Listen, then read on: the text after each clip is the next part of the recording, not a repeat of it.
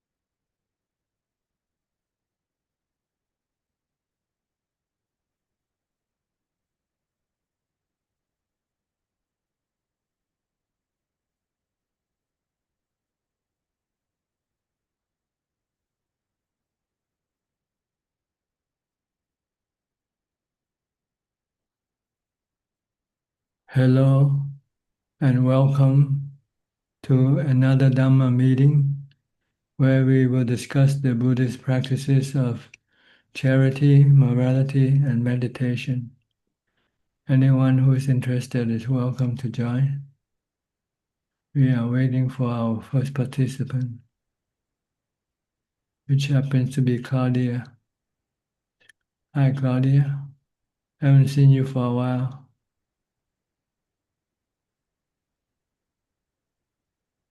Good afternoon from Basel. Can you hear me, Tanachan? Perfectly, very clear. Yeah, very good. Yes. I'm glad to be here and I changed my job. I returned working at a school and care for children at lunchtime and after lunch. So I love it. It's just a little job, but it's really a very nice job. And yeah, so far things are well for my family and me. But I have a question today. The daughter of my long year Buddhist friend who is practicing Mahayana Buddhism, her daughter died just a few days ago in a horrible car accident. My friend is still living in Germany and we are pretty far away from each other. So can Tana-chan give me some advice how I can how I can help her? I feel just helpless. The daughter was only 33 years old, and so what can I do for my friend? There's nothing you can do for her. What can you do? You cannot bring her daughter back. You can show sympathy. You can show your your feeling of sadness, and maybe talk Dhamma to her if she likes to talk Dhamma. Mhm, Remind her that the Buddha said everything is anicca, dukkha, anatta. And I think if she can see this, then I think this can help her uh, make her not feeling too sad. But if she doesn't want to talk about it, then you can't do anything about it. yeah, yeah, Because the Buddha said death is normal, it's not something abnormal, but we take it as abnormal. oh, So that's yeah, our problem. We cannot yeah, accept death as being part of our life. yeah, And when it happens, it makes us very sad. But if we study and we practice the teaching of the Buddha, we can understand better who the body is and who the mind is, so that you can see that there are two separate persons. One the body and the other is the mind. mhm, And the body is impermanent. The mind it just happened to be the possessor of this body. So it clings to this body and it feels sad when it has to lose this body. yeah, But if you know that this body will eventually have to go away ahead of, if you know this ahead of time and prepare your mind, tell your mind to get ready to accept this when it happens. Then when things happen, it will not hurt the mind.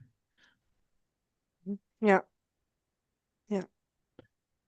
So we always have to think of death every day. That's what the Buddha's teaching is about. We have to be always reminding ourselves that death is waiting for us around the corner. Yeah, indeed. we we don't know which corner we're gonna come face to face with it, you know. Yeah. But we will one day. Yeah. All of us, everybody, nobody exempted. Even the Buddha himself had to face death also. But he faced it with equanimity. See. That's what we need is equanimity to be not be overwhelmed by the event, Yeah. to remain calm and strong, as if nothing has happened, as if everything is just normal phenomena. Yeah. It's like the rain falling, the snow falling, the heat wave. That is just like that, you know. It's just that we make a big thing out of it. So Yeah. we suffer for it. Yeah. Yeah. That's all. I have to confess, when I saw the picture of this car accident and I saw the car where the young woman was in, I was shocked. So my grandfather was working on a cemetery, so actually death doesn't shock me too much. But when I saw this picture and just in my imagination, how they pulled the body out of this car, there was nothing left. It was the first time I felt frozen. It was beyond words. Well, because you haven't contemplated this thing before, see. Yes. Yeah. So if you have imagined this picture in your mind ahead of time, when it happened, then it will not, you know, surprise you or Yeah. upset you. So you have to imagine all sort of ways of dying. Yeah. That's true. I That's mean, true. it sounds morbid, but it is something that if we want to be able to stand above it and not being affected by it, then we have to imagine all this scenario that can happen to us, Yeah. to our body. Yeah. Yeah. That's true. That's true. Or at least just be able to accept that it's gonna come, death's gonna come to us. Yeah. Maybe not the scenario. The scenario is just really not that important. Because when you die, you can't see how you die anyway, right? Yeah. So my way of thinking was, oh my goodness, what did this woman feel in the last moment? And so what I wonder, the same could also happen to me, a horrible accident. And so I wonder, what can I do that I have the Buddha in my mind or the Dhamma when a car is coming and I can't escape? So this is also the way I think, how can I practice that this is solid in my heart and in my mind, um, that I'm not reborn in a horrible on a horrible place, but having always something of the Dhamma in my mind, just if such a thing should hit me, that I can be reborn in a realm where I still have access to the teaching of the Buddha. So this is also what's in my mind. So that's why you have to prepare yourself for death. Mhm. And the best way to face that with equanimity and with wisdom. Equanimity is that your mind remains still and calm, and wisdom accept that this is the way it works. This is the way how the body will have to be one day. Mhm. So, but as far as how you die doesn't contribute to where you will be born next. Where you will be born next is contributed by the sum of your good or bad, the difference between your good or bad karma.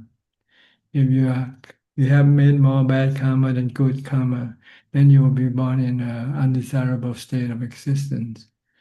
But if the difference is you have more good karma than bad karma, then the good karma will send you to a pleasant realm of existence. Mhm. Not how you die, not how you react to death, whether you reacted with excitement or fear, or this doesn't determine how you will be reborn next. It's good to know. But it will make you pass away peacefully or not peacefully. This is something you have to practice meditation to control your mind, so that when it comes face to face with that, it can remain calm. Yeah. Yeah. That's very helpful. Very helpful. Thank you very much. So what we have to do is do a lot of meditation for equanimity. Then we also have to contemplate on anicca, impermanent, the nature of the body, and anatta, not being yourself. You are not the body. The body is just your servant, someone you use to take you around, to do things for you. One day you have to give up this body. Yeah. And the way to see whether you can let go or not is sometimes you have to take the experiment, take the test of exposing your body to some form of danger. Like go stay alone in the forest for one night and see how you react when your fear arises. Mhm. Can you subdue your fear or not? Can you let go of your attachment to the body or not? This will be apparent. You need something like a test to see whether you pass the test or not. Mhm. Yeah. Once you pass the test, then you have no worry about that anymore. You won't. You I'm very know, scared of thunderstorms, so if I'm in the next thunderstorm, I can do the yeah, test. yeah, anything that scare you, that when you're fearful of that, Yeah. and try Yeah. to see if you're able to take a test or not. That's another question. Yeah. Yeah. So if a thunderstorm with flashlights that really scare me to death should hit me, and I will pass the test, I will let Tanachan know if I Yeah, passed it or not. Yeah. just go out of the house and sit in the rain and expose yourself to the lightning. Uh-huh. Maybe first I try it if the lightning surprises me, and yeah, yeah, yeah. But here in Switzerland, a lot of thunderstorm happens, so I think my teacher flashlight will come very soon again. Yeah, yeah, But yeah. you need So you need a mind with equanimity before you can take the test. yeah, Because if you don't have equanimity, you will not be able to overcome your fear and push your body into the open. yeah. So the Practice good, practice more meditation first until yeah, you get to jhana, get to equanimity. Then after that, then you can take the test using wisdom to see whether you can really accept the wisdom that you have been taught or not. Anicca, dukkha, anatta. yeah. That I also wanted to report something about my meditation. So this is perfectly fine. The Tanachan did mention it. So I think currently I'm doing a kind of good progress in my meditation.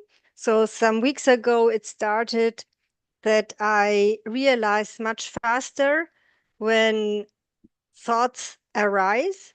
And when thoughts or some feelings arise, I try to label it just with feelings, and I go back to observing the breath.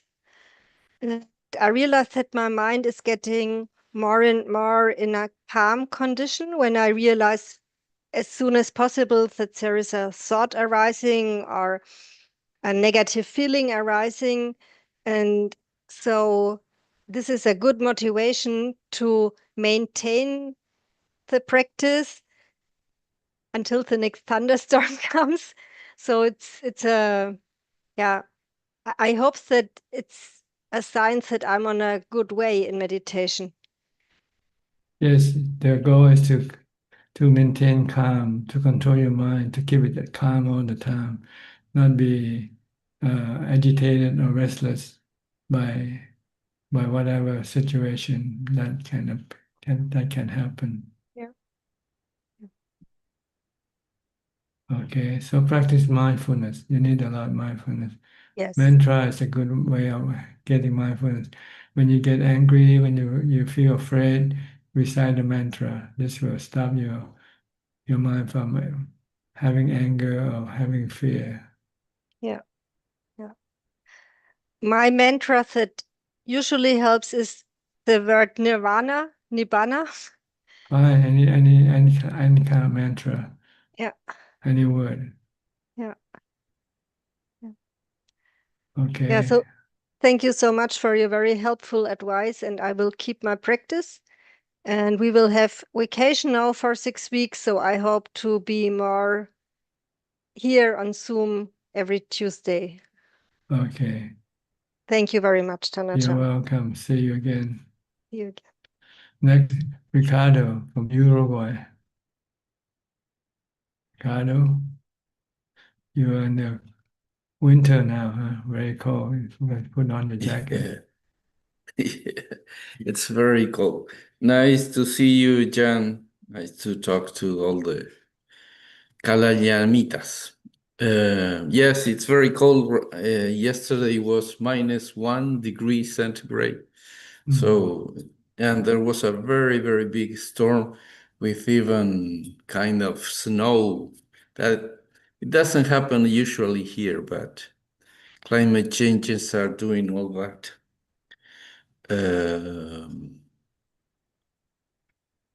Right now, I have no questions. I'm happy to be here, to be with you and all the friends Okay. that we Right. have. Maybe if you Thank have you. any later, if we still have time, you can ask later. Thank you. Okay, Piao and Indira from Toronto. Toronto is in the summer now. Huh?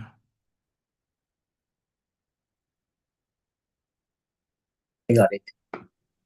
Yeah, it's very warm. It's getting warmer. Like took a couple of days. It's been humid and 40 degrees. Very hot. Maybe it's close to your weather. Perhaps maybe Yeah. maybe you're cooler than us.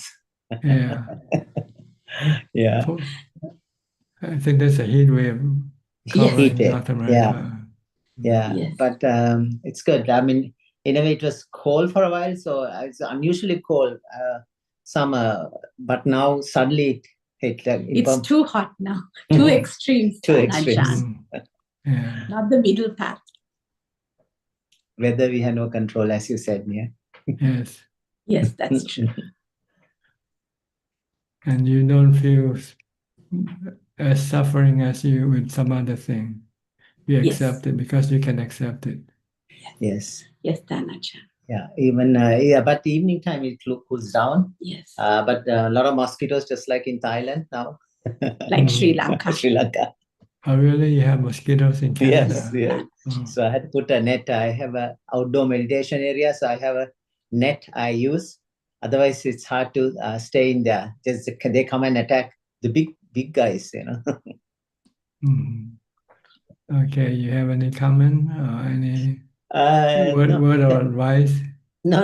The question I have is today is about now when you talk about Nibbana, I mean, Sabba Sankara Samato, all the Sankaras, the thoughts, you have repeatedly told us that thought process is stopped completely. Now, in jhanas, the fourth jhana is temporary distinguishing or stilling the thought process, but obviously when you come out, it starts again. Now in a nibbanic state where sabba sankara samato, the thoughts are completely visankara gatan chittang, there is no thought process involved in the mind. So you just the observer pretty much, so no activity. But that's during the state of the meditation. But when you come out of it, obviously there are thoughts happening. So the reason for these thoughts are due to underlying defilements, such as the implicit kind of memories, such as we call it, I think the Pali term is asava, or taints, or like fermentation, different translations for it. So these are like thoughts which kind of pops up. So as long as there's craving, these thoughts are going to pop up, right? And the craving is the one that these thoughts pop up, and then you start thinking about that idea or whatever that comes up. So in an arahat, there's no spontaneous thoughts popping up because there's no more craving for these ideas or subconscious underlying defilements or even memories, implicit memories. Is that how that works? Well, the way I interpret it is that the thought of Arahant and Buddhas are different from the unenlightened beings, in the sense that in unenlightened being, their thoughts are driven by defilement, by avijja, by avijja kilesa. Why the thought of the Buddha and Arahant is not driven by the defilement. They are driven by Dharma, by truth, by loving kindness, by the four Brahmavihara. So this is the difference between the mind of the Buddha and an enlightened person and an unenlightened person. Yeah. So when they talk about the hallmark of arahatship is asavakya, jnana, and that's the last. Other two may or may not be there for an arahat. Asavakya is no asrava, no taints or no fermentations at all. Like pretty much it's gone. Asavakya, like akina asava is another name for arahat, the no more asava. So these thoughts, spontaneous, as you say, defilements, which pops up based on greed, hatred, and delusion. I think it's mainly the craving. I think the main pull for this. And so therefore there's no, only if they want to think, yes, they can think. They want to discuss Dhamma, they can teach all. But for us, it's just whatever we see, even we shut all our senses, 5 senses, the 6th sense is still, if you close your eyes, like go to a quiet place, no smell, no taste, but still the 6th, the mind is at work, right? Bringing in thoughts and sankhara. And cravings. Yeah. Always So driven by craving. it's driven by craving. The main pull is a craving. I guess that's the second noble truth. Yes. So you have to get rid of the cravings with the practice of meditation and with Jhana and Vipassana. Then you can get rid of all your cravings. But you still have the 5 khandhas. The 5 khandhas is not the problem. It is the mind that is being driven by the defilements. That's the problem. Once the mind can get rid of the defilement, then the mind will use the khandha in a way that doesn't hurt itself. Yeah. So you use the skandha in a more skillful way. The skandhas, like for example, you use the body to sit and breathe. That is kaya, first skandha. The second skandha, your rupa vedana, vedana, like pleasant feelings about the breathing or whatever the feelings, and the perception about the breath. Then the thoughts in and out, long breath, short breath, that is vitakka vichara. And then finally, knowing about all this is the 5th skandha. So we are using the same skandha in action. Yes, Skillful.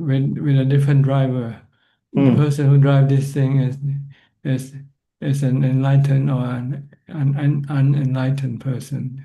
The Buddha drives the five khandhas. It's still the same old car, but the driver is different. Drive is different. The driver might have gone through the alcoholic treatment program. So when he drives when he's well, he drives the car. We are all intoxicated. That's right. We all drive drunken. Prutagjanas, We're all drunken drivers. Ummatto prutagjana. Yes. So intoxicated by youth. I think the intoxication Buddha talks about different intoxications sutra. Intoxication by health, youth, or the age, like longevity. So you get intoxicated. All this, like I'm strong, I'm young, I can't die. You get intoxicated. You're reckless. Yes, we get reckless. Yes. Thank you. Thank you. Thank you, Ajaan. Okay, are you working today? Yes, we are working. Yes. You're in the office now. Yes, in the office. Yes, we got lots of time. I think I start at 10:30, so it's another hour to go. Okay. Thank you, Ajaan, for sharing your wisdom. Thank you so much. Nice talking to you. Nice talking to you. Okay, next, get Yenso from Penang. Ajahn, good evening. No question, Tan Ajahn, just to say reflection. Okay, Marco from the Netherlands, Holland. Hi, Ajaan, how are you? Fine, thank you. Always good here. I would like to report my homework, please. Sure, go ahead. I feel that I've been making progress. It's been now a bit more than a year that I've been practicing pretty intensely. And now that the summer period is around here, I finally am at the point where I don't have a fear of failing anymore, which means that in the past, I wanted to be a good person and I wanted to not have to look at women, for instance, in the past. So I kind of got afraid of it in the beginning of my practice. So I was trying to get away from these situations. And I finally am at the point that I'm not afraid of what's happening. I'm not afraid of the Vedana that comes up, but I don't give it anything because I immediately started thinking about the truth about it. And that's been giving me a lot of confidence. So I feel that now I'm in a position where I'm able to say to myself, you've progressed a lot, and I know that I'm not done yet, but I have a feeling that it's going in the right direction. And because of that, my meditation's been going pretty well as well. I feel that I'm letting go of the craving of having some kind of result from the meditation, leading to more peaceful feeling, leading to less thought, which is exactly what I tried to achieve. Situation at work still is a situation at work, but I'm leaving it as it is. It's not me. I'm not identifying myself with it, and I'm trying to find the three characteristics in it as well. And all in all, it's going pretty well. I'm actually looking forward to my time away from work as well, which is coming up soon. So all in all, I feel I'm progressing. Still a lot of work to go, but I feel like I've crossed some kind of, I don't know, I stepped up one of the steps, many steps that are to make, which gives me confidence, and I'm happy about that, actually. I feel more peaceful, so I don't have really any questions today.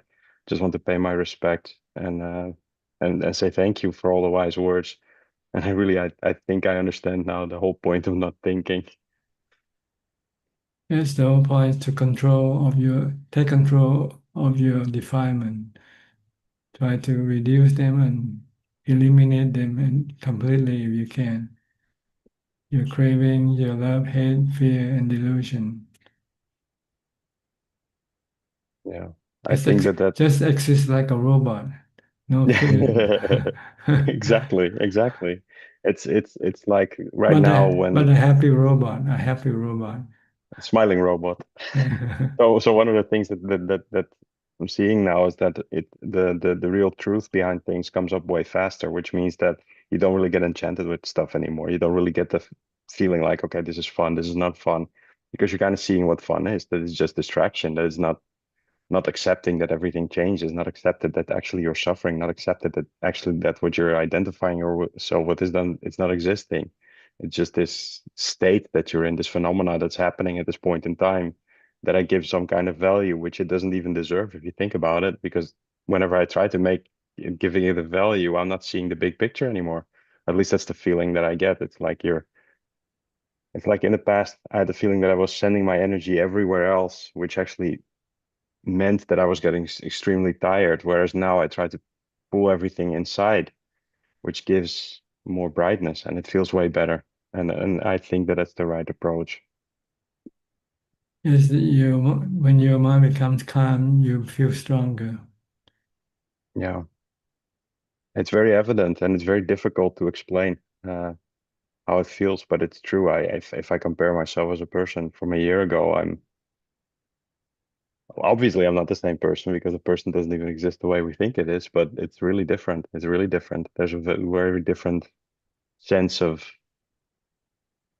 yeah, I'd like to call it strength, really. It's letting the strength is in letting go of worrying about many things, about holding on to so many things, and it actually it feels like in the past I was actually picking up the problem that I got annoyed with, and then not seeing that I'm actually making that problem by picking it up.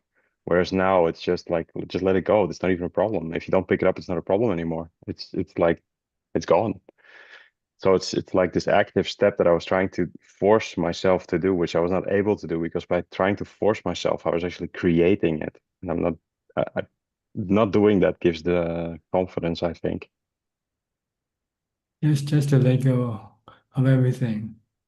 Yeah. Because eventually you won't have to give up everything, right? Yeah, exactly. Exactly. Yeah. So we were talking about that with my wife as well. So we heard some news about people that got robbed or stuff that got stolen. And I'm fairly confident to say now if something gets stolen from my house, okay, it's like it is what it is, not me anyway. So it's not even mine if I really think about it. So why worry so much about it? Whereas in the past I was extremely worried, like, oh, what if I have less stuff? It's now it's like, well, it doesn't really matter. It's okay. That's right. You should always look after your mind first. Make sure your Yeah, mind is not disturbed by whatever things that can happen. exactly. And the only one that can steal your mind is actually you yourself. And that's the beauty of it, which means that you can fix it yourself too, right? Like creating your own problems. Your delusion is the one that causing your mind to. Yeah, exactly. Mm. Yeah. So you try to use wisdom to counter your delusion. Try to think of the three characteristics of existence all the Yeah, time. exactly. Everything is anicca, everything is anatta, everything will cause you dukkha if you cling to them. If I identify myself with it and make it mine, right? Mhm. True. Thank Okay, you, Ajaan. okay, Yes. all right. When are you gonna start traveling next month? We're next month. So I think we're gonna fly on the 9th of July, if I'm not mistaken. So it's gonna Mhm. be a good period to be away from work. Chang, you never know what's gonna happen. Maybe we won't go, then we won't go. We'll see. Yeah, The tickets are okay. there. All right, good. Maybe see you later. See you then. Yes, hopefully. Thank you, Kanajan. Okay, you're welcome. Next, Celia from Peru. You came in a few times and just left the room Hello, without Prajan. saying hello. No, Prajan, is that I have to leave at 9 a.m. my time. I Right. think that's 9 p.m. Yeah, to attend to my mother. So It's yes. almost time. No, it's still there is like half Half an an hour. I'm hour, happy to. yeah. Yes. Actually, Okay. today I don't have questions, but I had been telling you about the surgery of my mother. It was going to be last week actually, but it was postponed to this week due to a possible infection that at the end it wasn't. But still, it has postponed again, and it's going to be maybe this weekend or probably next week. But it gives me more time, to reflect on death, on separation from loved ones, and just preparing on if things don't go well, no, or don't go as expected, no? Because obviously you expect a third surgery to go well.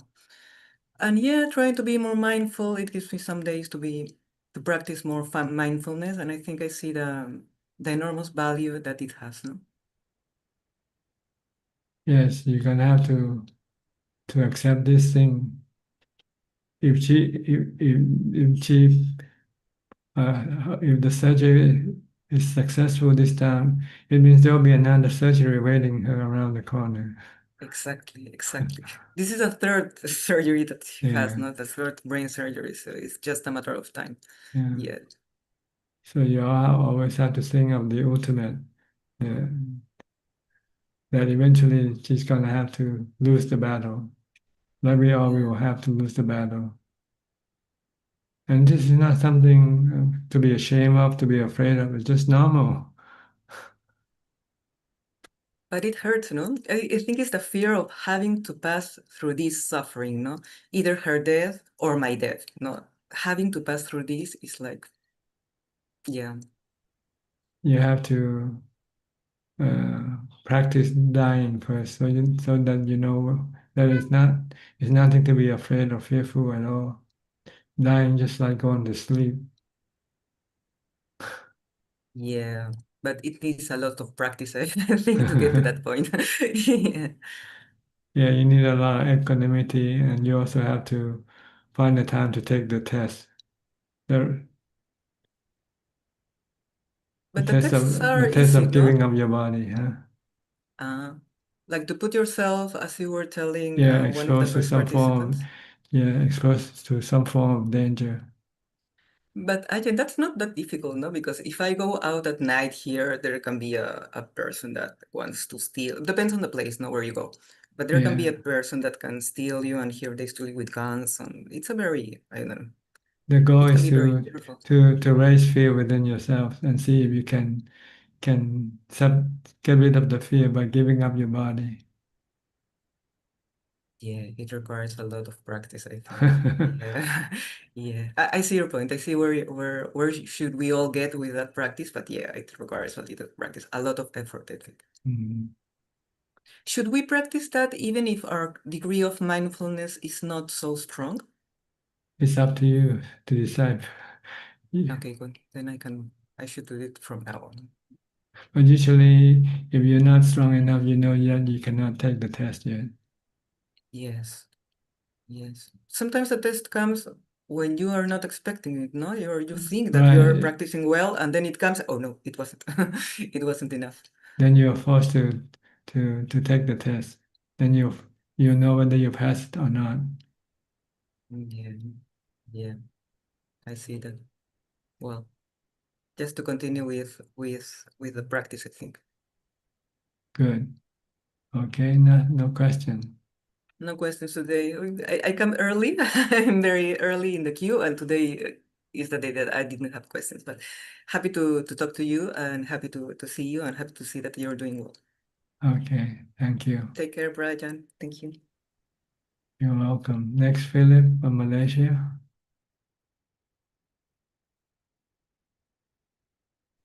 Good evening, Ajaan. Don't have any questions. I mean, I think that the questions and answers before this were really very helpful, especially the discussion with Dr. P earlier. Okay. Yeah. I'll go to you. Alex Turpin then. Alex from the UK, right? Hello, Tanajan. Yes, that's right. That's right. Tanajan, I just wanted to first of all pay my respects, and I also wanted to say that I've been taking on board your comments. I believe last time we spoke about metta being something that you do rather than a practice that you sit in your house at home and do sort of privately. So I've been trying to do that more, in terms of smiling and in terms of how I act, as well as just, sitting at home and practicing bhavana. Yes, so I've been trying to do that. I've also been thinking about anger and ill will and trying to, I suppose I'm just looking at it and realizing how irrational it is, because it's tempting to think that if I'm angry about something or I'm angry at someone, that their behavior is the reason. But actually, if that was the case, then you would think that the worse the action, the angrier I would feel, but that's not the case, because for example, today I was doing some walking meditation, and someone actually charged into me from behind, and I was a little disoriented from it, but I wasn't angry at the person. But then someone did something a little while ago that was much milder and that made me really angry. And that made me think, oh, actually, the anger is not from the event, it's from me. From your expectation. When you're not getting what you want, then you can get angry. But if you don't have an expectation, then you won't get angry. Yes. So it's up to how strong your anger is, depends on how strong your expectation is. Yes. When you're expecting something and you cannot get what you want, then you get angry. When you're not expecting anything, then you don't get angry when things happen to you.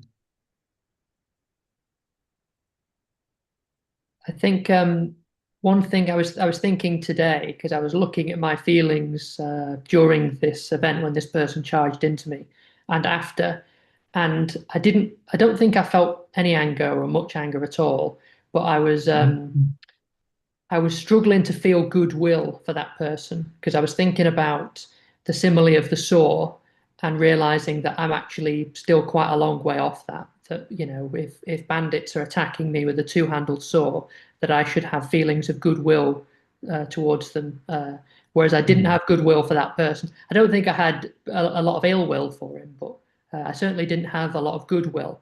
What did help somewhat was the fact that I think two things. One was recognizing that this person is the owner of their karma and the heir of their karma, and this person will have to inherit whatever karma that they do. And this person has behaved unskillfully, and they will have to accept the results of that. And another thing that's helped me, I don't know if that's helped, but one thing that I think may be helpful is to think that, oh, actually, even though it was an unpleasant event, this could be the fruition of karma that I've done in a previous life. And if it hadn't borne fruit in this particular situation, it may have borne fruit in terms of me being reborn in hell or as an animal or something like that. And when I compare it to that, it doesn't seem so bad. It seems very mild by comparison. Yes, that's a good way of subduing your anger.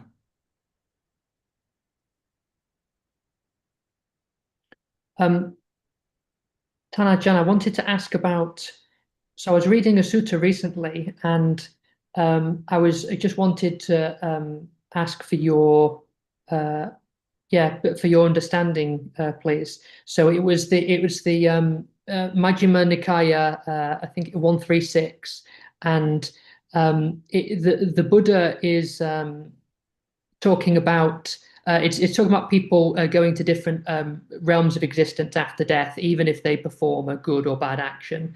And there's one part where he says, I'll just read a little bit if that's okay. So it says, now Ananda, in the case of a person who takes life and holds wrong and so on and holds wrong view, and with the breakup of the body after death reappears in a plane of deprivation, a bad destination, a lower realm, hell, either earlier he performed evil action that is to be felt as painful, or later he performed evil action that is to be painful, or at the time of death he adopted and carried out wrong view.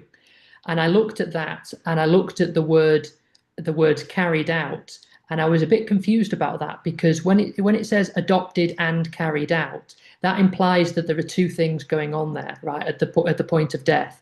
One, that a person has wrong view, and two, that a person is, on the basis of that wrong view, undertaking some action. So my question for Tana Ajaan is, what does that mean? What does it mean to not only have wrong view at the point of death, but to undertake wrong view?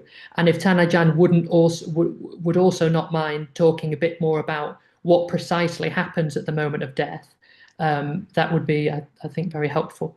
Thank you. Well, I just mentioned this before when I was talking to Claudia about at the time of death. At the time of death, how we die, how we react to death, doesn't determine our reborn in the next realm. What determines where we will reborn is our good or bad karma, depending on which one is greater. If your bad karma is greater than your good karma, then your bad karma will then take your mind to the deprivation realm of existence. But if your good karma is more than your bad karma, then the good karma will take you to the realm of heavens, for instance.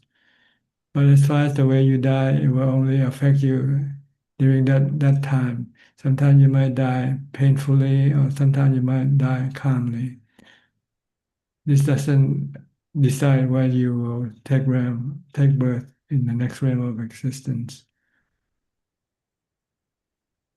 But the Buddha is saying in this sutta that having wrong view and carrying out wrong view can actually lead to an unfavorable rebirth, even if you've lived a virtuous life in this life.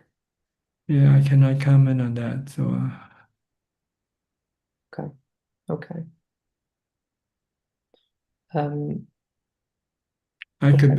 What I said, I might be wrong. I don't know, but this is how I understand it from my practice.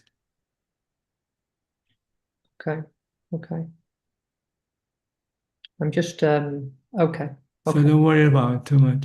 If you want to die calmly and peacefully, you have to accept death when it comes, and you have to have enough equanimity to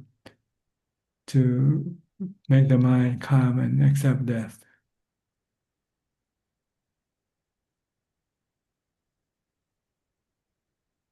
Okay. Okay. I think I need to practice mindfulness of death because it's something I don't do much of at all, if any. So, okay. All right. Okay. Thank you, Ajaan. Okay, you're welcome. Next, Justine in Toronto. Oh, California, I forgot. I'm in Vancouver right now. Vancouver, okay. So tonight I have some questions about dependent origination. So could you kind of explain the part where Sankara conditions Vijnana and why Vijnana conditions Namarupa, which conditions the six senses? Well, it is like a flowchart in a computer programming. You start with step one and goes to step two, step three, and so forth. So step one in the dependent origination start with avijja, or ignorant. Avijja will drive the sankhara, the mind, the thinking of the mind, to think in terms of seeking sensual pleasures for happiness. So in the sankhara thing of sensual pleasure, it has to go to vijnana to do the work of connecting it to the body. See? And once it's connected to the body, then it will then be able to see, hear the sensual objects. That's when you have the contact between the sensual organs and the sensual objects. And when there are contact, what comes next is the feeling. When you see something good, you have good feeling arising. If you see something bad, you have bad feeling arising. Okay. After feeling comes craving. When you see something good, you crave for it. When you see something bad, you crave not to want it, not to want it. So, and once you have craving, then you will have attachment to what you crave for. Once you get what you want, then you want to get attached, you become attached to what you get for. Like if you get a boyfriend, you'll become attached to your boyfriend. You don't want to lose him, right? But then if you should lose him, then you say, okay, I'll get a new one. So you get a new what we call new becoming. go and get a new one. When you lose this one, you get a new one. So when you die, then you will take take rebirth, so that you can continue on going after this dependent origination cycle. Okay. Is this vijnana different from the sense consciousness, which arises only after the body comes in contact with external objects? Because it's Vijnana is one of the four namakanda. Mhm. Its function is to be able to receive the sensual objects from the body, and then send it to the mind, so that the mind can feel from these sensual objects, good feeling, bad feeling, and neutral feeling. And then you will then have sankhara, then you have cravings for what you come across. You have good feeling, you want to keep it. You have bad feeling, you want to get rid of it. See, these are craving. The desire to possess, or the desire to discard, to get rid of things. It depends on the thing. If they give you good feeling, you want to keep it, right? If you have bad feeling, you want to get rid of it. And is avijja different? How is avijja different from kilesas? Avijja is the not knowing that where true happiness is. Avijja think happiness is in the sensual objects. But you have to teach the mind that the sensual objects are not the real source of happiness. They can give you some temporary happiness, but in the end, they'll give you suffering or sadness, because when you lose your sensual objects that you like, you feel sad. So this is what we call wisdom, to see that sensual objects are anicca, dukkha, anatta, in order to counter the avijja. Once you have wisdom, then you'll stop going after sensual pleasures. So when you stop going after sensual pleasures, then you stop rebirth. There's no need to go to get a new body when you lose this body, because you don't need a body anymore. So kilesas is not able to see the three characteristics of existence. So how is avijja different from that? Or are they more or less the same thing? Yes, they need somebody like the Buddha to come and tell them that what you're doing is wrong. You're going after suffering, not going after happiness. Because what you think is happiness is just temporary happiness, and one day it will disappear.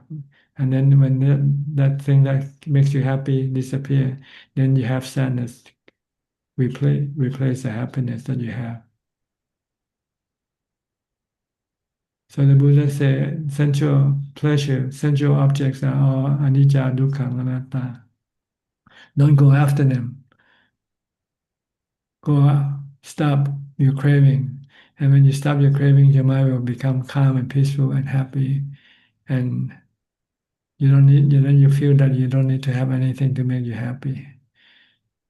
The way to make you happy is to get rid of all your cravings of sensual pleasures by meditating, by calming the mind.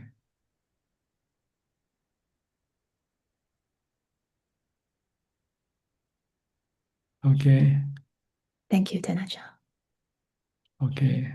Next, Alvin from Malaysia, from Kuala Lumpur. Namaskar, Ajaan. Ajaan, just wondering, just now we were talking about death and the trying to die with equanimity. I'm just wondering, if the person hasn't gone into the stream, is it possible for them to achieve equanimity at the moment of death? Is it possible?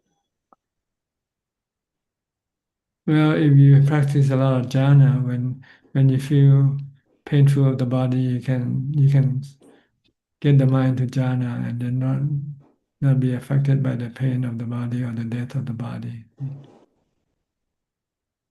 Right. Okay. That means you achieve jhana, but you are still not a stream enterer. You haven't even achieved sotapanna. Right, because you haven't accepted death yet. You Right. still run away from it by getting to jhana. That's what people did before the Buddha became enlightened. When they face death, and if they can get into jhana, that's how they face death with, is to go into jhana. And But you don't get rid by going to jhana. You don't get rid of your cravings for sensual pleasure, which requires you to have a new body. So you will reborn again. right. It would be a good rebirth. And is it possible for them to be reborn in the Brahma world as well, the jhana Brahma world? Well, if you have jhana, then you're reborn in the rupa realm. But eventually, when the jhana disappear, then your sensual pleasure craving will then pull you to take birth in the human realm again. Okay. All right. Because the jhana cannot get rid of the sensual cravings. It can only suppress it temporarily when the jhana is strong. But when the jhana weakens, then the sensual pleasure then can come into action, and it will then drive the mind to go take birth as a human in the human realm, in the sensual pleasure realm of existence. Then when you're born, you will continue with your old habit. You will then practice jhana again, because this is how you find it's good for you. You want to enjoy sensual pleasure, but you cannot yet get rid of it. You don't know how to get rid of it.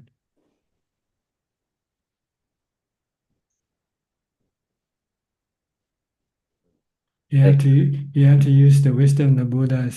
You have to see the sensual objects that you crave for are anicca, dukkha, anatta. Then you will stop your craving permanently. Your craving for sensual pleasure permanently. And you see the sensual object as being anicca, dukkha, anatta. This knowledge only comes with the Buddha. Nobody else knows this. The three characteristics of existence, nobody knows.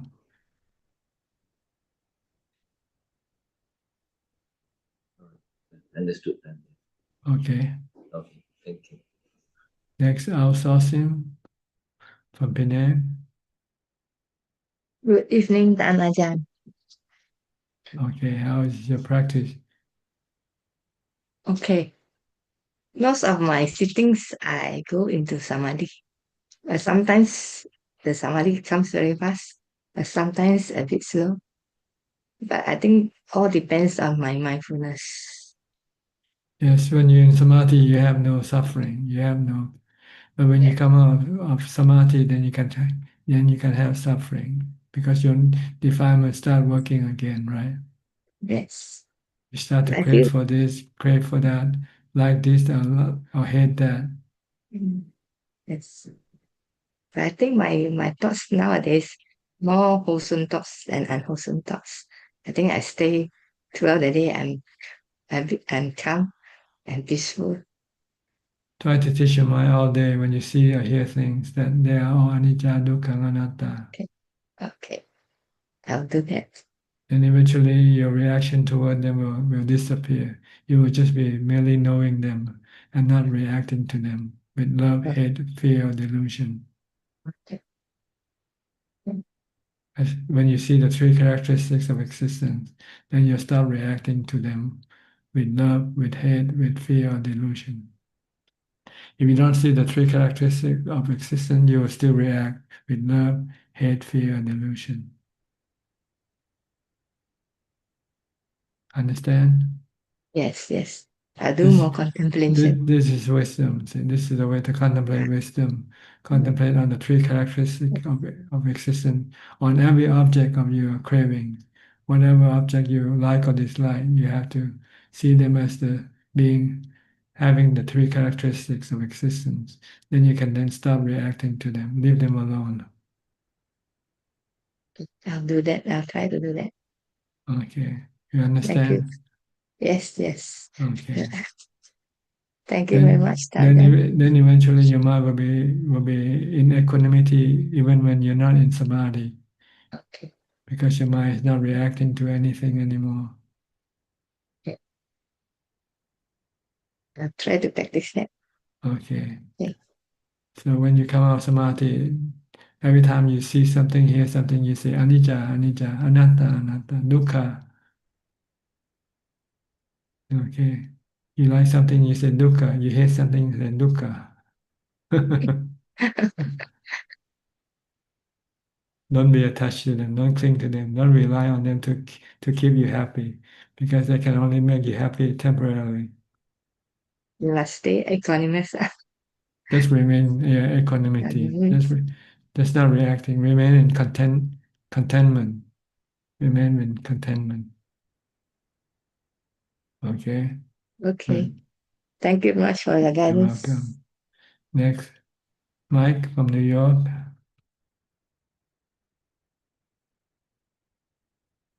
Greetings, Tana John. How are Thank you for you? taking me. I'm good. It's very hot in New York. We're experiencing a heat wave right now. I see. Is it hot in Thailand? Well, we usually about 30 degrees Celsius, which is about 80 or 90, somewhere 90 degrees. So yeah, it's in the high 90s today, so maybe even a little hotter than Thailand. Mm. I was thinking today about the worldly winds, in the Buddhist teaching about not getting caught up in successes and failures, and how those things are all impermanent and subject to change. I was just curious if you had any insights about kind of, remaining equanimous while the worldly winds kind of change. Well, in order to remain equanimous, you will have to not be depending on the worldly things to keep you happy. See, if you still depend on them, then you want them to last forever. And when they don't last forever, when they change or when they disappear, they can cause you sadness, make you sad. So try not to rely on them. Rely on meditation for your happiness instead. Instead of watching a movie, go sit and meditate for 2 hours. Then eventually you won't have to rely on the movie to keep you happy, because you can meditate. You can be happy with meditation. So the goal is to use meditation to replace your reliance on the worldly sensual pleasures. The more you can meditate, the more contentment you will have, and the less you will want to uh, have any sensual pleasures for your happiness. Because sensual pleasure is not reliable. They are temporary. They're constantly changing. Sometimes they can be here, and the next time they can be gone. Sometimes you can have it, sometimes you cannot have it. So it's better not to rely on these things to keep you happy. But learn how to meditate. Because once you know how to meditate, you can always meditate and make yourself happy.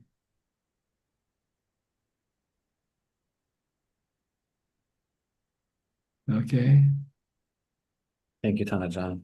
If you still have to rely on this sensual pleasure, these worldly things to keep you happy, you just have to constantly remind yourself that things can change, things can go up and things can come down, so that you at least be prepared for the change or for the losses that you might have to acquire.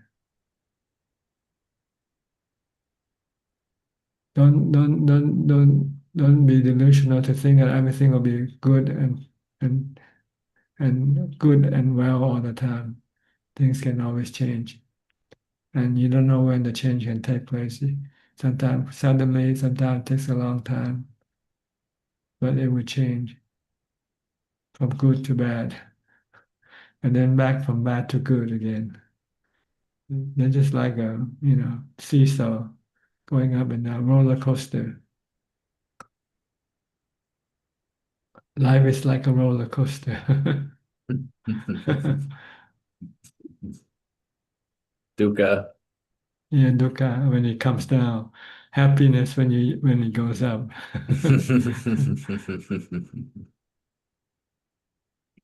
If you don't have to experience this thing, then don't rely on this thing to make you happy. Rely on meditation. Because meditation, you can always have it anytime once you know how to do it.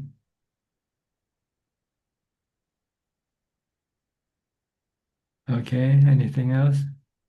That's it for today. Thank you so much, Ajaan. Okay, you're welcome. Next, Intan from Indonesia. Where have you been, Intan? Haven't seen you a while. Yes, Ajaan, I'm unwell, Ajaan. You're working, busy working. No, Ajaan, I'm unwell, Ajaan. You are what? Unwell? Yes. I see.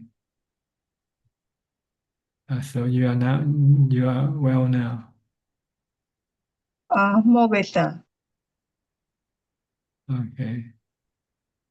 Any question? No, I don't have question, Ajaan. Just want to say hello. Yes. Just want to pay respect to Ajaan. Nice to meet you, Ajaan. Yeah, good to see you too.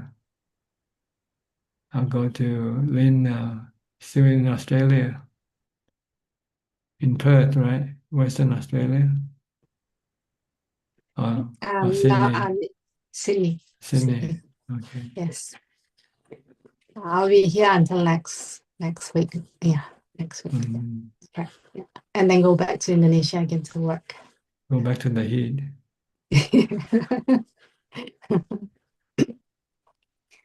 Just want to let you know that last week I went to see an eye specialist to have an eye check, and then it turned out that the result was that I got 2 holes on my retina on the right eye and 1 hole on the left eye.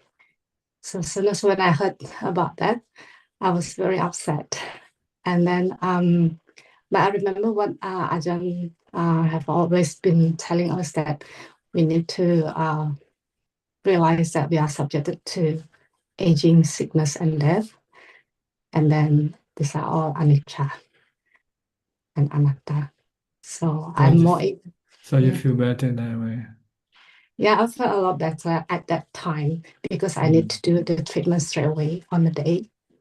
And then when they did the laser treatment on my eye, my body was more relaxing, and then I was more able to accept the treatment because it was a bit painful. And then because of the light was too bright at that time. Yeah. So it means your practice help you to face this suffering situation. Yes. Yeah. That's the purpose of practicing. To protect the mind from suffering when it has to be exposed to some form of suffering. So I'm very grateful of your teaching, Ajahn, all this time to us and especially to me. I always refer to the Buddha. It's not my teaching. I'm just a postman carrying his message to you. Yeah, we if all. you want to thank me for being a postman, but not a noble postman.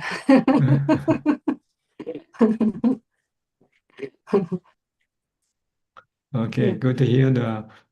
Give me the strength to continue on with my work. Yeah, I will. Yes, thank you. That you find that your work is useful to some people, help them in time of need, help them in time of stress.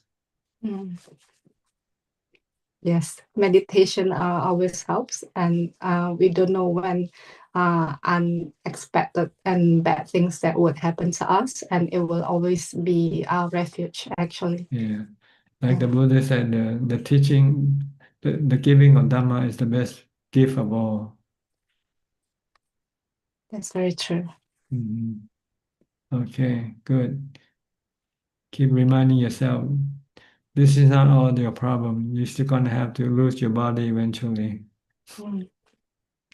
So don't be complacent, always reminding yourself that the body is anicca, the sensual organs, the eyes, ears, nose, tongue, and body is also subjected to change or, or dissolution. Mm.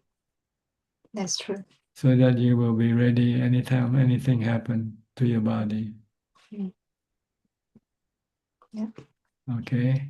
Yeah. Good. Hope you are well, Tanajan. Thank you. Well, thank you.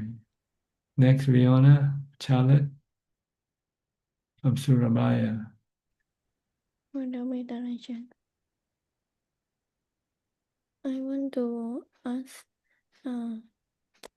what does right view encompass in the Noble Equal part? I have heard there are many versions of that. Well, the best version is anicca, dukkha, anatta. That's all you need to know is just anicca, dukkha, anatta, and the Four Noble Truths. They are actually linked together. The Four Noble Truths and the three characteristics of existence, because they have dukkha as the linkage. The three characteristics have dukkha, so are the Four Noble Truths, also dukkha. So it's all about dukkha.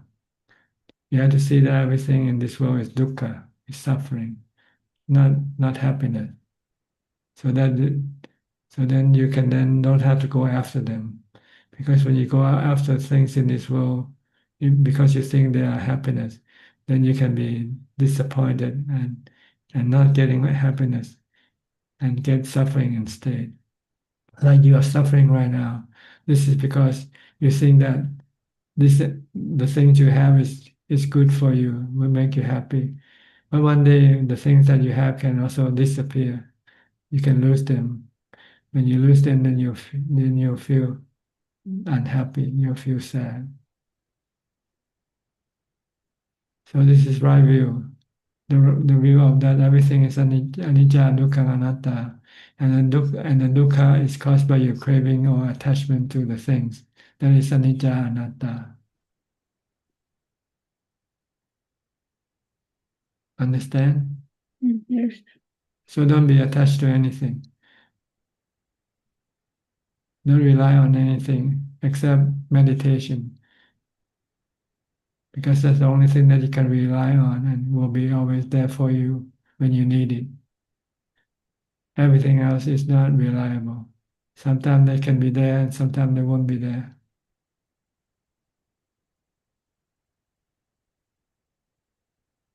Okay? Yes. Anything else? I know. All right. Okay. I'll go to Gary from Singapore.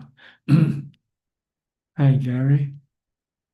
Hello, Ajaan. I have no question tonight. Just happy to be listening. Thank you. Okay. B. Ravin from Bangkok.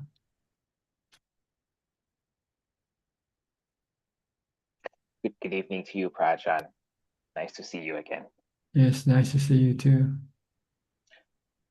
Prajan, just reflecting on our discussion earlier today, where you were mentioning a lot about death contemplation, I have the realization I'm not doing enough of it. That's When right. I The Buddha meditate, said. yeah. The Buddha said you have to do it every in and out of your breathing until you don't forget, until it's always in the back of your mind. And every time you make a decision, you always have that as part of the formula, as part of the decision making. You don't So do it will that. change. It will change the way I Yeah, look at life, right? that's right. You will be less less attaching to things, less clinging to things. have less attachment, have less craving to things. Because what's the point of having so many things when you die? You don't take anything with you at all. So then you want to just have just the basic necessity of life. Yes, I realize the only time I think of death is when I come out of meditation. I find it easiest then, but it's not enough. I realize that. Yeah, you need a calm mind to reflect on death. When your mind's not calm, your defilement will try to prevent you from thinking about death. Because your defilement wants to live forever.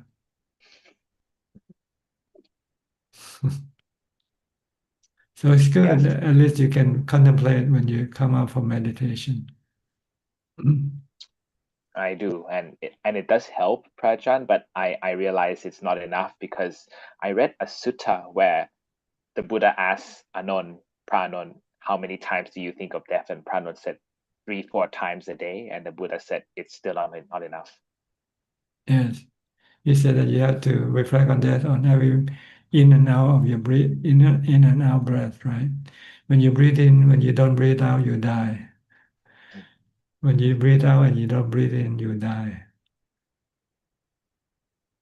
So you have to be constantly thinking about death, every in and out breath, which means all the time, constantly. So thinking of death helps us to relinquish some of our defilements, right? Relinquish of your attachment to things. And you can say defilement. You relinquish your craving, to your greed and hate and so forth. So it kind of like evolves around, everything evolves back to death. So if we are taking things too seriously, think about death, oh, we'll die anyway. Don't bother stressing so much over certain things. Is that the right way to go about it, Prajan? Well, to a certain point, reflecting on that could be a tool used by the defilement also. Well, if I'm gonna die, why do I do anything? Why should I be honest? Why don't I just cheat and lie because I'm gonna end up dying anyway? So if you think like this, you have to think of the law of karma also to counter these thoughts. And whatever you do, you have to pay for it.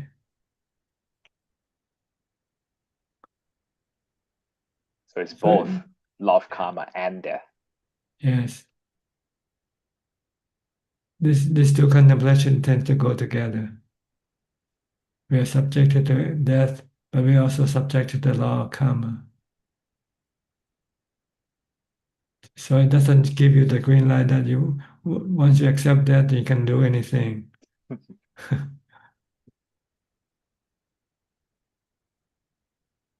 You still have to do good thing and avoid doing bad thing. The more so because you're gonna die. Once you die, then you have to reap the benefits of your good or bad karma. So I need to cultivate the 4 Brahma Viharas as well, alongside. Yes, this is when you have to deal with people. You use the Brahma Vihara.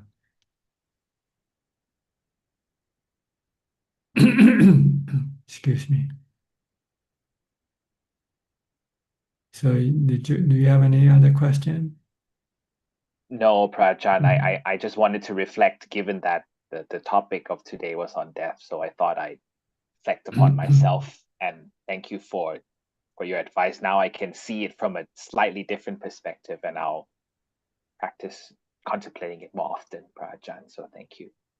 Okay, good. Next, Kok Seng from Singapore. Yeah. Good evening, Prajan. Yeah, Prajan, may I check with you regarding my meditation? I'm using the mantra Bhutto for Samatha Bhavana. And last week, Prajan, you were talking quite at length with Sui about Vitakka and Vichara. So I'm thinking for my meditation using the mantra Buddho, do I need to also apply Vitakka and Vichara? That means for breath, I know that when it's a long breath, or I know it's a long breath, when it's a short breath, it's a short breath.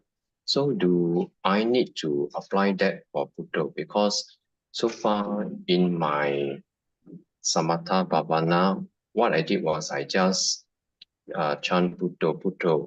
And sometimes when my mind trip away, and when I become my group, I will just remind myself, oh, back to Buddha, Buddha, Buddha. But I have not say mindfully on whether the Buddha is a long one or whether it's a short one. So just want to you don't say it, you just merely act. When you recite Buddha, Buddha, you're using Vitakka, Vichara already. Okay. So that means I do not need to be so-called mindfully be aware whether is it long or short. No, when you use Buddha, you don't see short or long. You see Buddha. Okay. You see that you're still reciting Buddha, Buddha, Buddha, and not going away to something else. Okay. Okay. So I will continue with my current practice of reciting Buddha. When my mind drift away, I will just bring it back. Yeah, bring it back. Okay. Yeah. My second question, Ajaan, now I would be chanting Buddha when I'm walking, whether is it a short walk or whether is it a long walk. And so when I'm waiting, for example, at the lift lobby uh, or when I'm inside the lift, I will also be chanting silently Buddha, Buddha, Buddha. Except when I'm crossing the road, then I will just pause and watch the traffic. So my question to Ajaan,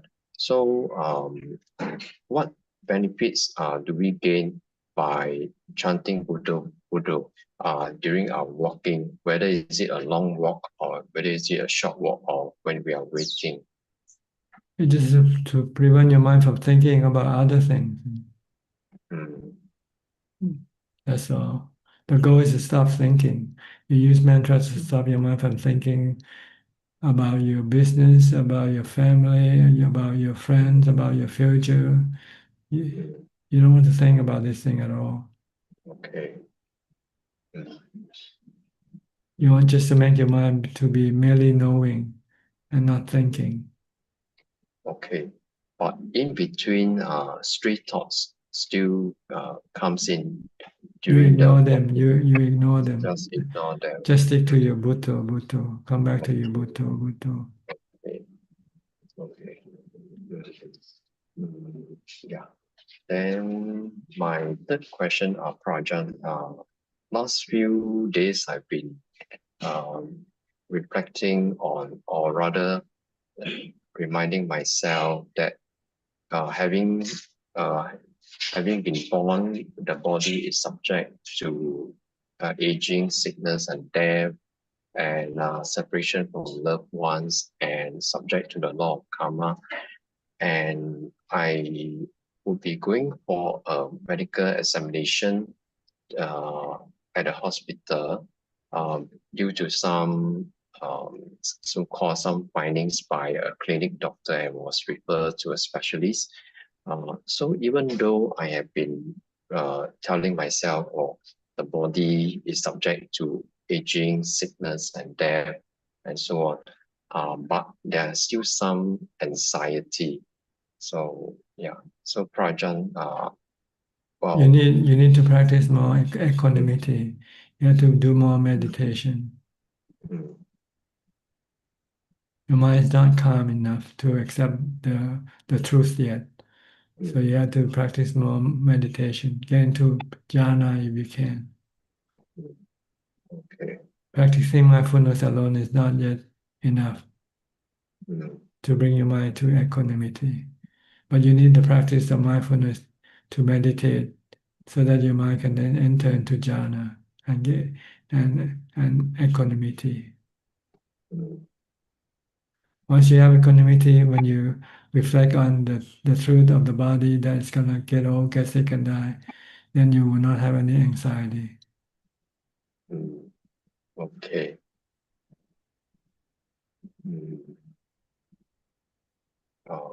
So you have to meditate. You have to meditate. Do you meditate at all, or just Yes. mindfulness? I meditate every day.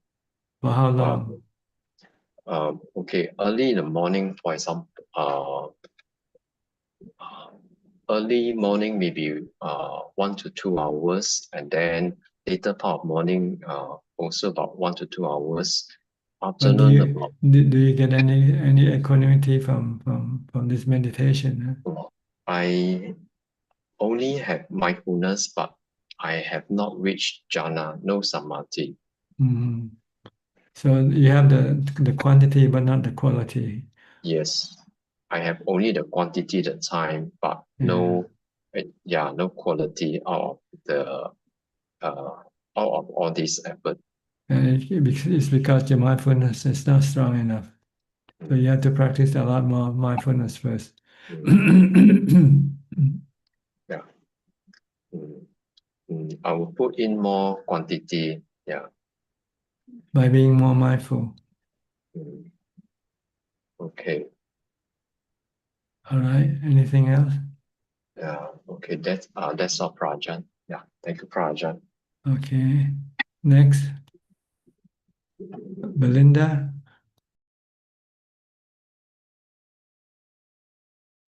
Good evening, Ajaan. Go ahead, speak. Ajaan, I'd like to ask about Dharma protectors, like the Nagas and. Oh, I never studied them. I don't know anything about protector. The real protector is your Dhamma.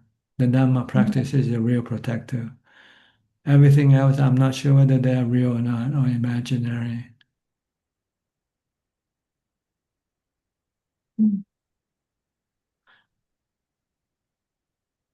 But maybe they are true, to some people. To some people, if they have done some good deeds, and then they might be protected by some other spiritual beings like Naga or Devas. But it's not the goal of our practice to rely on this thing to protect us.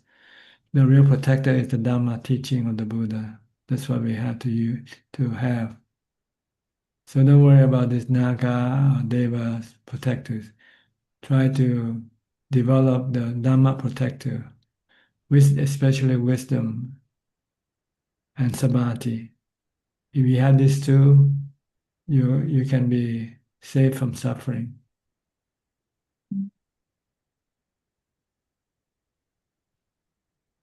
Even the Naga and Deva cannot protect you from suffering. They might protect you from harm and danger of your body, but not the mind.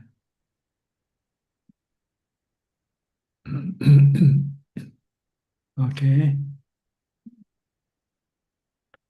Okay. I'll go to Rohini next. You're about to travel now, huh, Rohini? Hello, Ajaan. Good evening. Yes, I'm here in at the hotel. I came today. I see you arrived in Thailand now. Yeah, yeah, I see. Oh, okay. yeah. Good. So How do you find Thailand to be like? it wasn't that I thought it is going to be very hot, but it is not very hot. So I came to the hotel straight away. So I didn't go out and. Yeah, we have a few rainy days here, so the weather's a little bit cooler Wasn't too than bad. normal. Yeah. Yeah, so I'm looking forward to see Ajaan in the morning. Tomorrow So, morning. yeah, tomorrow morning, yes. Dana. Okay. Yeah, the hotel is staff is very, very nice people. So they help me to arrange things. Okay, everything works fine. Okay. Yeah, everything is fine so far. So, and even during the 13-hour flight, Ajaan's teaching helped me to, I try to be, breath meditation during the sitting in one place, 13 hours. Yes. So it's a Try to good be still as opportunity much. Yeah. practice. You won't feel frustrated or, No. So, restless. yes, because I kept my mind in the breathing, but not continuous. Of course, it was disturbed by the people next to me, and the staff. But it was good. Yeah. And I will come to Wat Yan. I'm going to stay here 2 nights, and then I will come to Wat Yan. And stay for 2 nights. 2 nights here and 3 nights. At Ajaan. Yeah. Okay. It's good. I was a little worried because I haven't been to Thailand before. It is good. Yeah. Okay. All right. Thank you, Ajaan. Yeah, thank you very much for your teaching and guiding us in the right direction. So I try to be mindful, and so I haven't reached the Jhana state yet. So I'm You'll get there sooner or later. yeah, but I'm confident of with Ajaan's teaching, so I should be able to reach that level. So thank you very much. You're Thank you very, welcome. very much. I just want to pay my respect. Okay. See you probably tomorrow morning. Tomorrow morning, yes. Thank you. Okay.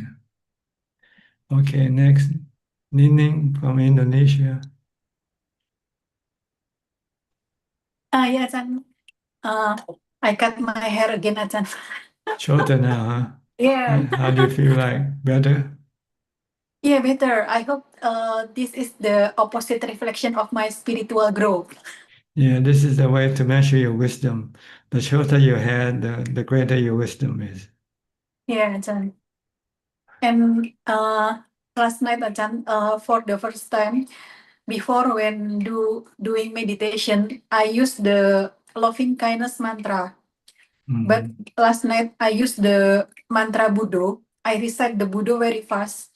Buddho, Buddho, Buddho, Buddho like that. And then just in a few seconds, there is a flash lightning struck to my face. And since I have studied from Ajahn that I just stay calm and merely knowing about the phenomena, I don't engage and don't cling. And then I continue to watch my breath. Before I met Ajahn, if I get the phenomena, I engage to the phenomena, and then I just like sometimes doing traveling, going to the forest or go in the garden or like that, Ajahn. But this time, last night, even I'm very surprised because suddenly happened. It's the flashlight, but I can keep calm and just merely know. Yes, about not affected by what you see, you experience. Yeah. And then on Sunday Dhamma talk, Ajahn teach about the said about the 10 parami of the Buddha, Ajahn. And just now Ajahn said that the link between the Four Noble Truths and the 3 characteristics of existence is dukkha. That's right. Yeah. And then is there any link between the Four Noble Truths and the 10 parami? The 10 parami is the fourth noble truth, the magga, the path to the cessation of suffering. You need the 10 paramis to do it. It's similar to the Noble Eightfold Path, the 10 paramis. Oh, I see. The 10 parami has sila, just like the Noble Eightfold Path has sila. It has equanimity, just like Samma Samadhi in the Noble Eightfold Path. They're actually the same thing, but putting in a different context, that's all, but it's the same thing.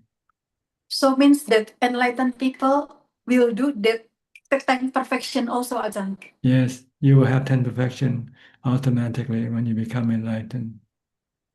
Mm. Actually, since I make aditana in front of Ajahn, it makes my life, my mind become more focused, Ajahn, and become more equanimity. So every phenomena that arise, not bother me because I have to focus to what I said, and I still struggling to walk in the path. That's why actually my mother will have 2 operations in this near future, but I can stay calm and I'm not nervous and I can face everything without any problem, Ajahn. Good. It means you have equanimity. You Yeah. have wisdom.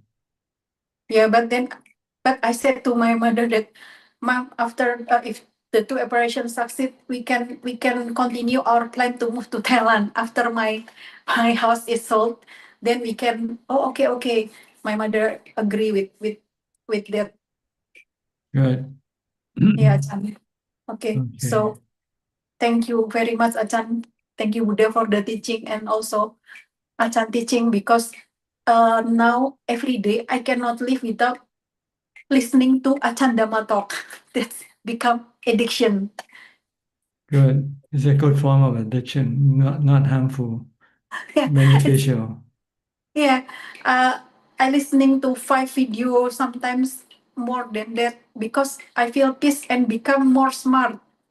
My mind become more sharp in face of the phenomenon that arise in my life, Ajahn. You have a translation also from the top, right? Yeah.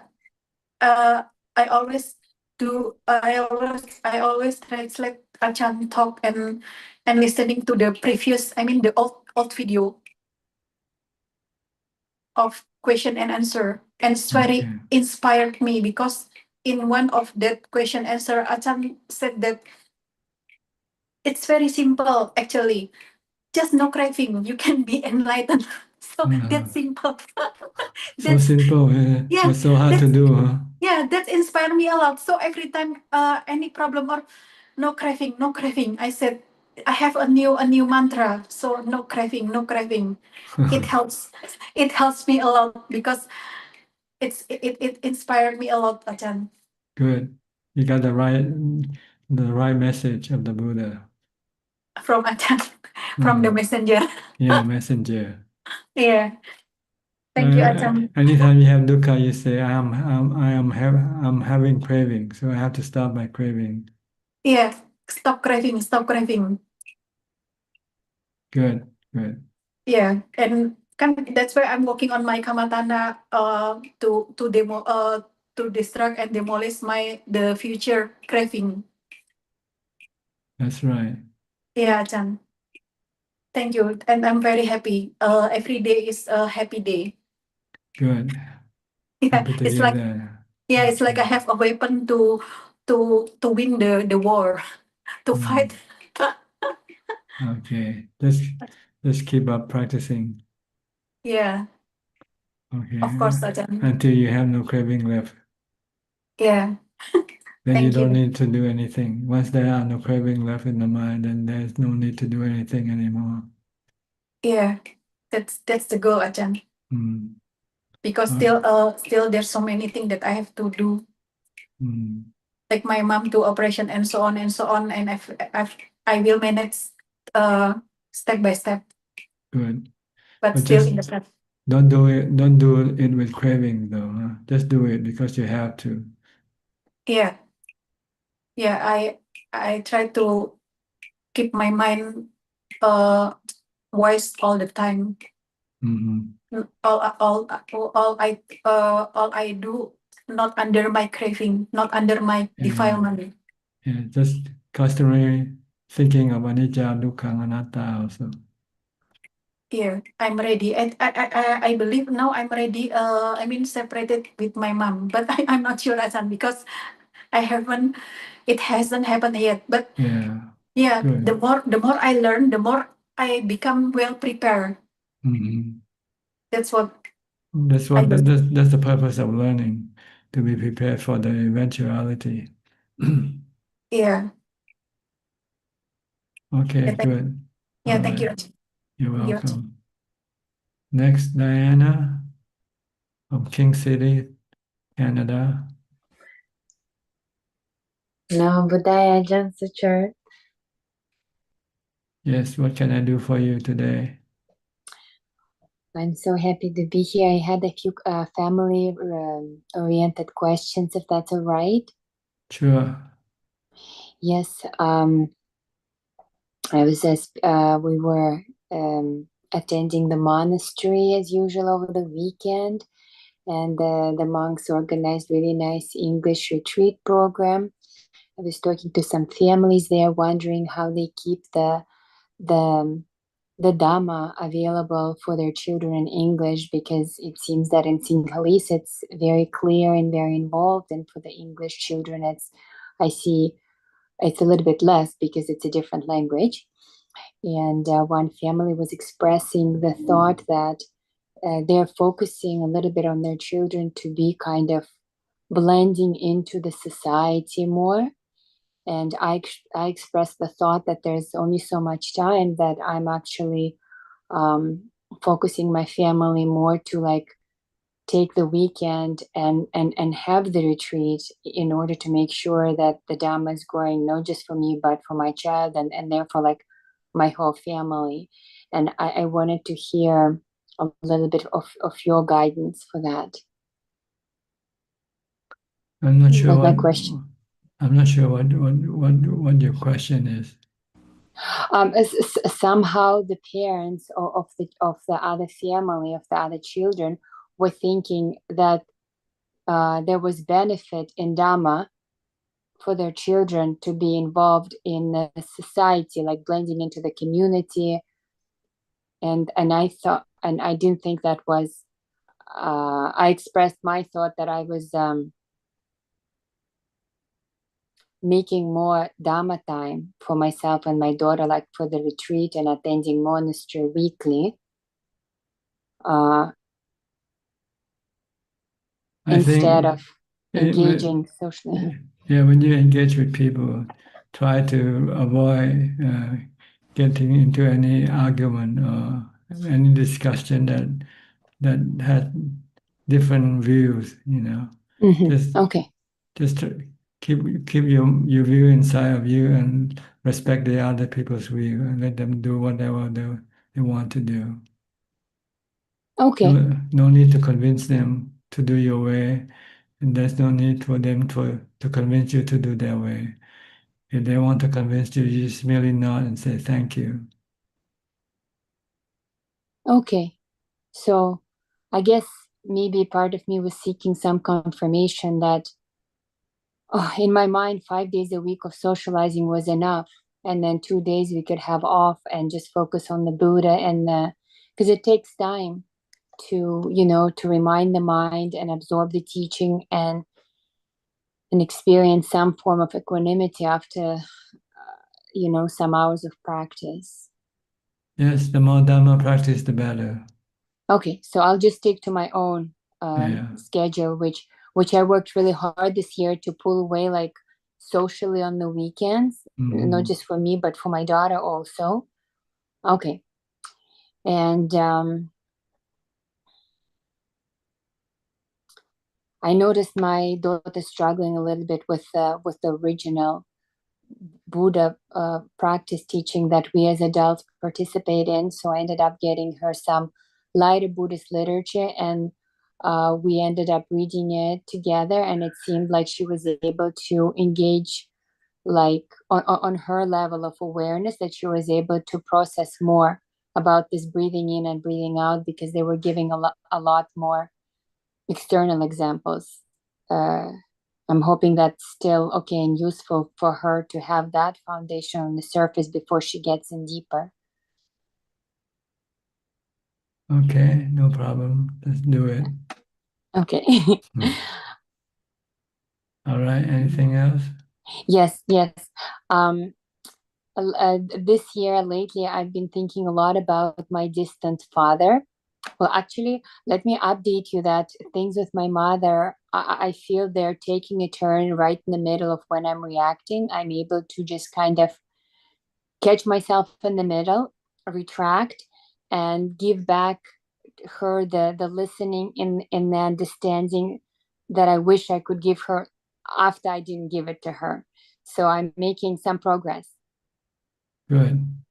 Yes, and she is like I'm seeing her response to me afterwards that she's able to receive it. Yes. Yes. Yes, Good. she's able to receive it. It's amazing. Thank you so much. So lately I've been thinking about my distant father in terms of like my responsibility for him.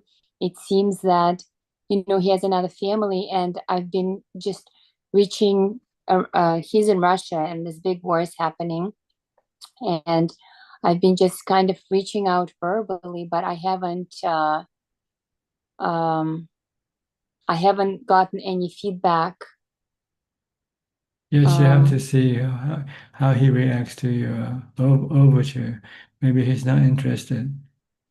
And that's what I'm starting to conclude. And in case if he's not interested, where does my responsibility end as his daughter?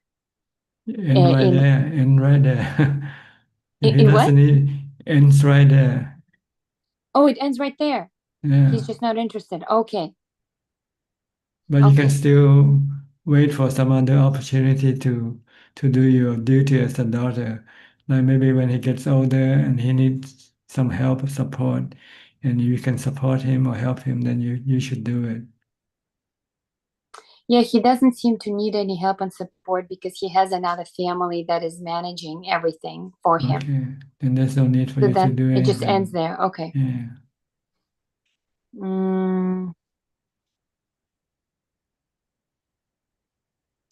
I had another little success where I was able to just observe my reaction and not engage in talking and convincing. However, I did struggle internally still in terms of like this. I was aware that, oh, I don't like this emotion. I don't like this response. And I'm just wondering, like, I just keep doing the Buddha, and there's nothing else I can do. As long as you keep your mind calm, that's enough. That's good enough. Don't become emotional.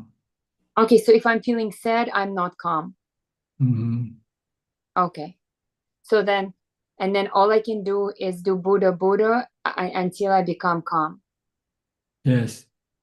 If you can use wisdom, you can see that what you're dealing with is anicca, dukkha, anatta. Okay, okay. And then my second question, I really loved hearing about people coming and visiting you at the monastery. Is like the dream I have in my heart that I also have a chance to do this again. I'm just curious, what is the age? How old the people, children or teenagers, need to be to attend with your monastery? What? Normally, we don't take any children in because it's a meditation monastery. So children who cannot stay calm and meditate can be a problem to other people. So like teenagers, or what would you say? Well, old enough to be able to control themselves, to be able to observe the precepts and observe the activity of the monastery. Okay. Okay. Okay. Yeah. Is that all for now? Yes, for now, yeah, my daughter's working on all the questions you asked last week, very slowly. Okay. Thank you for that. All right. I'll go to Sulan now from Singapore. Sulan, how are you? Oh, hello, Ajaan. Nice to see you. How am I? Are you happy all the time? I'm quite okay. Yeah, most of the Okay, time. Yeah, good. it's just that I keep thinking a lot. Yeah, I have to practice mindfulness. Oh, Keep reciting mantra or chanting in your mind. mm, When you think you're thinking too much, and just keep chanting or reciting Bhutto, Bhutto, Bhutto mm. Betul, betul. to slow down your thoughts. Mm. Yeah, I don't know why like my thoughts keep running and running. It's like It's yeah, habitual. It's it's habitual. habitual. Yeah. Oh, You used to think all the time, so you cannot stop it. So that, yeah, without the help of using a mantra or mm, chanting. mm. Okay. Yeah. Because like, I was like when I see my parents like they are very old, then I think of oh okay, what can I do to improve their life? Then I start to have more and more thoughts like, oh, I want to do something about toilet. Then, oh, I want to do something about their bedroom. Oh, then I want to do, then like, then the list goes on. And then at the same time, uh, like there's so much things to do. Then I end up, I don't know where to start or like which one to prioritize. And it ends up, then I research. Then it keeps, it's like I keep thinking and thinking, but the more I think, then the more paralyzed I feel. Yeah, like I'm like not my time is spent on thinking rather than like actually doing. Then yeah, it becomes a dilemma. Like I don't know what I should like focus You, on. you, you should stop thinking. Then all the dilemma will Oh, disappear. You're oh, creating the dilemma by thinking too much. oh, yeah. But when I stop thinking, then I will feel like I feel guilty. Like what if let's say um they their time is not that much anymore, then I didn't do enough. Uh, yeah, then I'll feel guilty for like stop thinking, and then I'll keep thinking, and then yeah, it becomes a vicious cycle. So I don't know how to deal with this. Um, Well, when you feel guilty, you have to stop thinking about feeling guilty also. I have to stop feeling Because feeling guilty. guilty is a thought also. You think about feeling guilty. So you have to stop that also. Oh, so that's also a thought that I should stop. Yeah. When you feel guilty, it means you're thinking about yourself being guilty. So you stop thinking about being guilty. You see. Stop anything. Stop everything. Not everything. Oh, okay. Every thought, every kind of thoughts in your mind. Yeah. Then I then besides this, then I think like, oh, okay, I need to exercise. Oh, okay, See, you're I need to thinking do work. again. I You're need to thinking again. volunteer. You have to stop this thinking. Yeah, I have to stop all this thinking. You haven't stopped your thinking yet. Mm, So you have to use mantra and even to stop the thinking completely. Then you will mm, feel light and easy and at ease. mm. Okay. And even the guiltiness for stopping the thinking is a thinking that I should stop. I don't know, you're going crazy with your thoughts. And I say, just stay with Buddha, Bhutto, Bhutto, Bhutto, Oh, and stop thinking about everything else because okay. you're thinking just running in circles. Oh, okay. Yeah. And Just I stay with didn't Bhutto, just stay with Bhutto. just stay with it. Okay. Try not to think about anything. Mm, Okay. mm. Then like if let's say I feel like I feel dukkha over like being like sort of perfectionist, I should also stop that thinking. Right? Yeah, you stop every thinking right now because your thinking is very confusing, very harmful to yourself. So stop everything for temporarily, stop thinking to realize that when there's no thinking, you feel better, you feel good. Okay. Then I stop for how long? Just do it now. Don't worry about how long. Just you see, you keep thinking about it now. Yeah, I keep thinking. You think too much. You think about everything. Yeah. You're thinking about not thinking. Oh. Okay. Yeah. Just stop thinking and you'll find you live in a different type of world that you're in right now.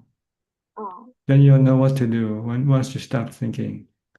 I will know what to do once. Yeah, you'll know what to do. Right now, all you have to do is stop thinking. So you can see the other side of your mind when it's not thinking, that it's calm and happy. Then you say, hey, maybe this is what I should be doing all the time. It's not to think.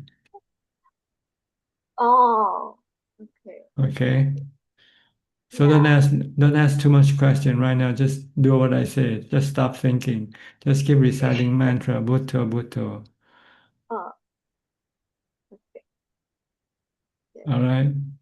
Yeah. Thank you, Ajahn. You're welcome. Wish you Next. good health. Thank you.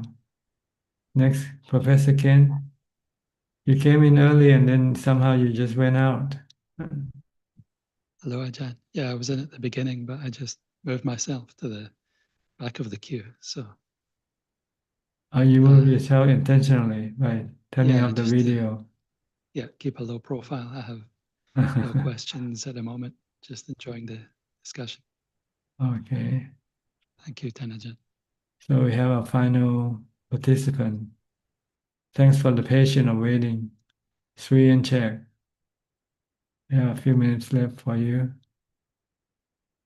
Hello, Ajaan. Greetings. Ajaan. Yes. Good. Good to see you. Good to see you. Nice surprise. Yeah. Yeah. I have a questions like okay, you taught us like last time to recite the phrase, right? Having been born, we are subject to old age, like sickness, death, separation from the loved ones, and subjected to the law of karma. And just now you mentioned that when we face with certain like situations or everything, that we have to start thinking about anicca, dukkha, anatta. So what do you want to know? I want to know, like you were saying, we face with anything that we Yeah, have to remind ourselves. Yeah, anicca is impermanent. Everything is impermanent. See? So aging is a result of anicca. Sickness, death is the result of anicca, of the body being anicca. So just to teach your mind that not to cling to anything, to let go of your attachment to everything, or your reliance on anything to make you happy, because they're not reliable, and they don't make you happy all the time. They can turn into suffering for you sooner or later. So whenever, like, if I feel something that, or I feel happy, then I have to remind myself that, okay, This this is is anicca. This is anicca. If you attach to it, when it disappears, then you can get dukkha. Okay. And if I face with dukkha, then what's the dukkha? Just face it then. Just it's also anicca. It will disappear sooner or later. Okay. It don't Like last that. forever. It doesn't last forever. Face it with Yeah. equanimity. When I think like, oh, it doesn't last forever, oh, then I become sukha, and then I have to go back to this will be dukkha again. Yeah. Right. Just, Okay, now I see. all you want to do is not to react to any situation or attach to any situation or people or things. Let them come and go. Okay. People and things. Okay. treat everything like the weather. Yeah, okay. Now there will be another in my list that I have to remind myself. So Mm. yeah. Yep, there's another thing is like you mentioned about have like is that we have to imagine like many ways of death, like be it in an accident or suicide or like is that I didn't say suicide. that's from me. Yeah, That's from me. suicide is a no-no. You cannot do that. It's breaking you're breaking the precept. Okay. So any other death, like accident, like sickness. Yeah, any kind that makes you scared, you have to to teach your mind to become acquainted with it, so that you're not scared when it happens to you. Okay, okay. Okay. That's my questions. Like that was my. You don't have to think about that severe situation. You just think about losing your money and becoming homeless first of all. Can you handle that? We did think about that, and it's quite scary. So well, it might happen. Who knows? yeah, because like we've seen a lot of homeless people too, right? Here. Yeah. So we did and pick it up to contemplate, like but still scared, right? That's what make like us to gain this certain things, right? Or hopefully not to be like that. But sometimes we remind ourselves like things you never know, right? Yes. But once you can accept that, then anything cannot be worse than death. You can accept everything else. So going back to this like death contemplation, okay. Yeah, death contemplation. Hmm.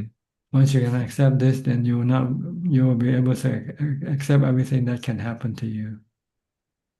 You will say, "Oh, I'm still alive. It's better than death." I'm homeless, but I'm still alive. I'm sick. I got cancer, but I'm still alive. And I can take death, and if you have to die, that's okay also with me. So everything will be okay once you can accept death. You can accept everything else. Oh, okay. But And not suicide, not suicide. You don't kill yourself. Okay. Yeah. No, because we've seen it, right? We have friend like suicide, right? But it's a good reminder that okay, suicide is kind of like breaking the precept. Yes, let the body die by itself of itself. Don't do anything to cause death to the body.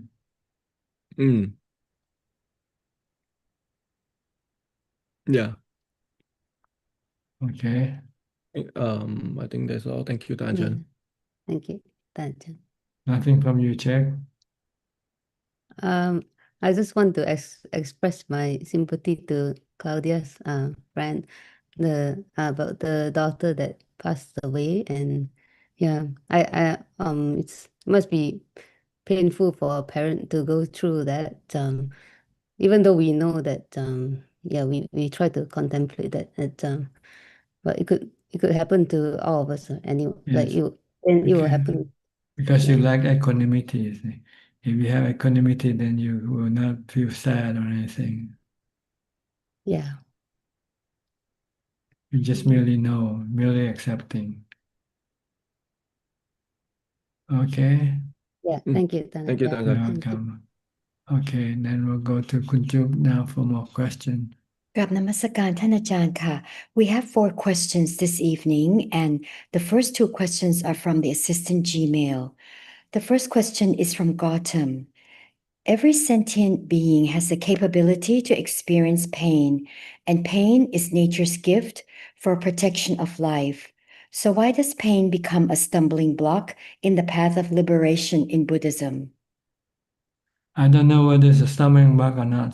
For some people, it's a blessing to have pain, because without pain, there's no wisdom. See? So when you have pain, then you use wisdom to deal with the pain. So you're forced to develop wisdom in order to be able to deal with the pain. So in Buddhism, pain is a good thing, because in order for you to become enlightened, you need to have the pain.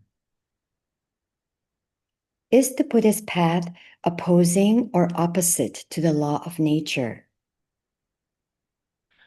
The path is always not opposite. It's always accepting the law of nature, the three characteristics of existence.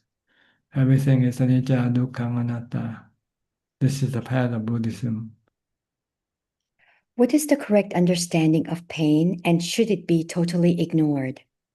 Pain is something that we have to live with. It's part of our life. We have to be able to live with the pain without having any suffering. And the next question is from Sophia. Why is sankhara sometimes translated as fabrications or conditioned phenomena, conditioned reactions, or sometimes as volition or thought? You have to ask the translators. I'm not the one who translates this thing. So what is sankhara and its relation to khandhas and dependent origination? Well, sankhara is one of the nama khandha. It's one of the mental property of the mind, which is the knowing element. See, the knowing element has 5 properties. First, it has the ability to know. Then it has the ability to feel, which is Vedana. It has the ability to perceive or remember, which is Sanya. It has the ability to think, which is Sankhara. And it has the ability to be able to connect with the body to receive the sensual objects that come through the sensual organs of the body. So this is the property or the ability of the knowing element. The next question is from Divya Goel. What does Tanajan think of the practice of people who are terminally ill fasting to death? I don't know. If they want to fast to death, that's their problem. Does that break the first precept? It depends on your intention. If your intention to kill your body, then you're breaking the precept. But if you just can't eat and you're not eating, but you didn't have the intention to kill the body by fasting, then it's not breaking the precept. Sometimes the body just won't take any food. What can you do? You cannot force it to take food. Then you just don't eat. What about physician-assisted suicide for terminally ill who cannot recover and experience a lot of physical suffering? Yes, they commit the same breaking the first precept. When they do it yourself or assisting out, is considered to be breaking the precept. The next question is from Praveen. Can you explain the best way to contemplate the 5 aggregates?